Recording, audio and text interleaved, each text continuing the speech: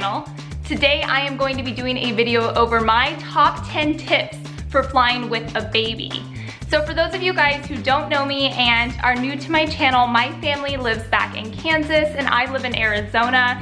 So when I had my baby girl back in December of 2016, I of course wanted to fly back to visit them. It's really hard for my husband to take off work, so it's usually just me traveling back to Kansas with my baby.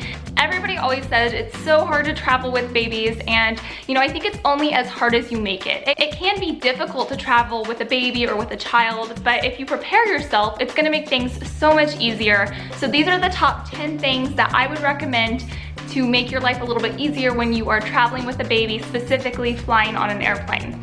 And keep in mind, my baby was 2 months old when I traveled for the first time, and we were actually planning on another trip in May, and it's not a long flight, but these are general things that would help with any mom who's traveling with their baby alone, or with a family who's traveling with their baby, pretty much any scenario.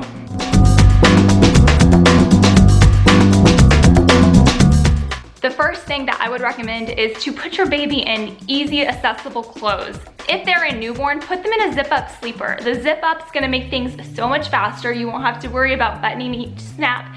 And if for some reason that the baby has a blowout or something on the plane, it's going to be easy just to zip that down and take off the bottom part, change that diaper, and you're good to go. So I would definitely recommend just something comfortable and that's gonna keep the baby warm and that's easy to access if needed.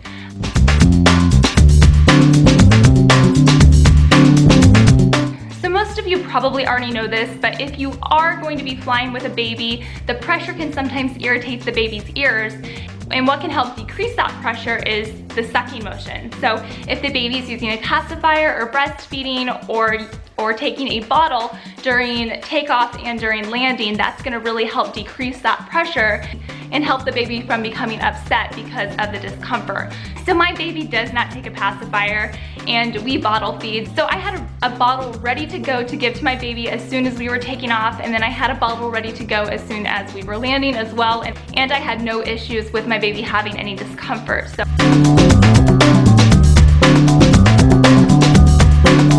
if you are bottle feeding, you cannot take water through security. So as soon as you get through security, you need to go to the one of the little stores and buy a big thing of water. So I did that immediately, and I bought the water as soon as I could because I knew it was going to be cold, and my baby doesn't really like a cold bottle. So I bought that water, and then I went to the restroom and ran it under hot water for a little bit, and it kind of warmed it up a little. So once I had my water bottle, I filled up all of my bottles to the amount that they were going to need to be.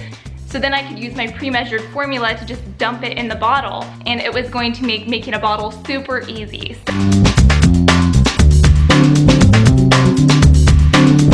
So my third tip for traveling with a baby is change the baby right before you get on the airplane to help prevent you having to do that while you're on the plane. If you're flying like me, it was a pretty fast trip. I was only on the plane for like 2 hours or so. So I was able to just change my baby right before and then right after. If you are going on a longer trip, you're probably gonna have to change your baby during the flight. If you can change your baby before, it's going to make things a lot easier. And you'll only have to change your baby once or twice on the airplane. Honestly, don't worry about where you're changing your baby. If your baby's young enough, you can just stick your baby on your lap, change the diaper right there. Honestly, at that point, I didn't care. If you have time to go to the restroom or a family restroom, go change your baby in there, but whatever works. Just make sure your baby's changed before you get on the airplane.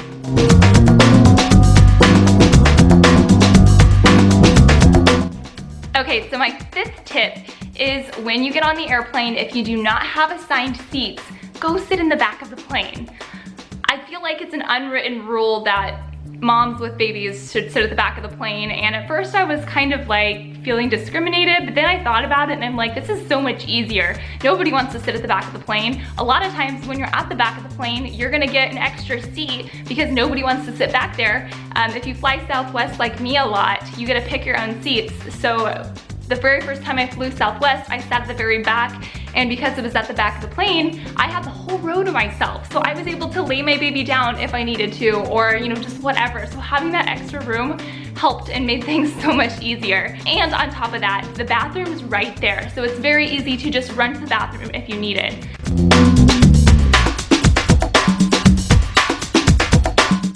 So my sixth tip is to baby wear if you can. Baby wearing is just going to make things a lot easier. Your hands are going to be free. You're not gonna have to worry about a stroller or whatever else. So if you're able to, just baby wear your baby. Your baby's gonna feel safer being right next to you and close to you, and honestly, it just makes things so much easier. I did not have to take my baby off of me when I went through security. I was able to baby wear her through security. So I literally was able to baby wear her from leaving my car all the way up into getting on the plane. So it made things so easy.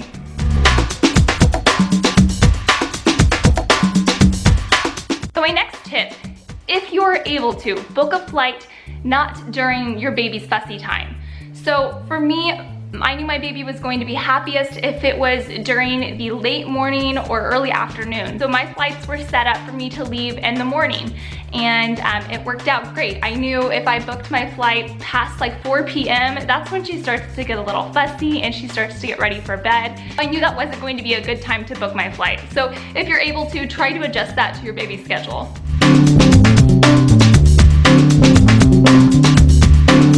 So my next tip is to sit in the aisle seat.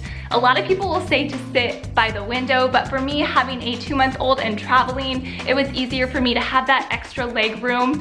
When I did fly back for my trip, I did not get the whole row to myself. I did not have that luxury like I did flying there.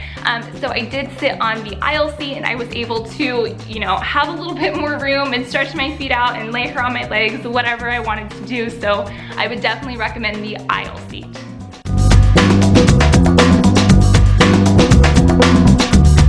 Okay, so my next tip is to make friends with the flight attendants.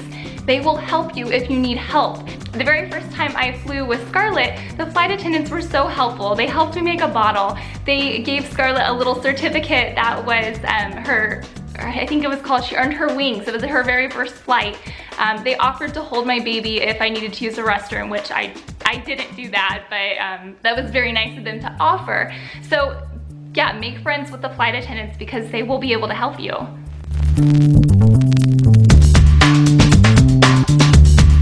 My 10th and final tip, this is probably the most important tip.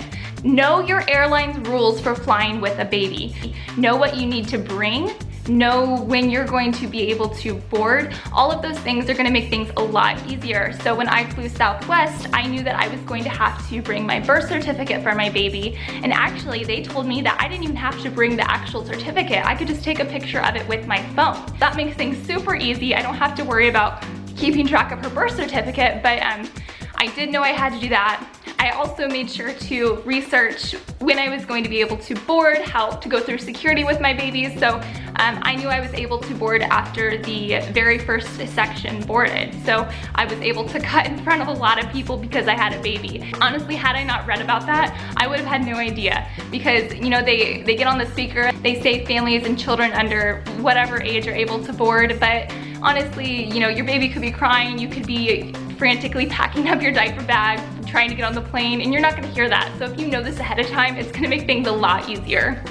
Okay guys, that wraps up my 10 tips for flying with a baby. If you have any more questions, please comment them down below and I will definitely make sure to answer them. Also, if you haven't already subscribed to my channel, give this video a thumbs up if it's something you enjoyed, and follow me on my Snapchat and my Instagram account.